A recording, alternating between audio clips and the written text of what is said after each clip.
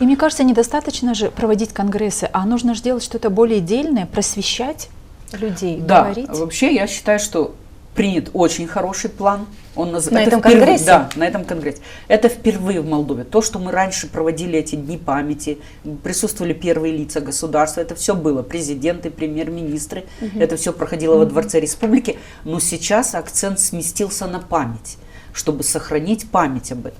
Хотя, конечно, это надо было сделать намного раньше, потому что мы видим, что живых свидетелей этих репрессий меньше становится и все меньше. меньше и меньше. Они уже в таком возрасте не все могут вспомнить. Но живы потомки, для которых это тоже очень важно. Да, ну, если когда рассказывает первоисточник, это вот как Ефросинья Кирсновская или как еще ряд других. Но, Светлана Николаевна, я хочу сказать о том, что не то, что рассказывать, но для потомков тоже важно, чтобы были реабилитированы их родители, Они бабушки, реабилитированы. дедушки. Они реабилитированы, но Общество мне реабилитировано. Общество еще это не приняло. И многие из них ушли из этой жизни с этим клеймом враг народа. И мне кажется, что когда, вот я у вас в Чадрунге, это особое чувство, когда ты говоришь с потомками репрессированных, ты в их голосе, в их выражении лица, ты чувствуешь, что они вот это клеймо все еще носят на себе.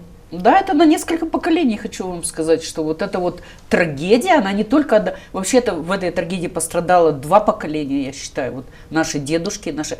И мы тоже, вот следующее поколение, мы тоже же в какой-то мере тоже являемся пострадавшими.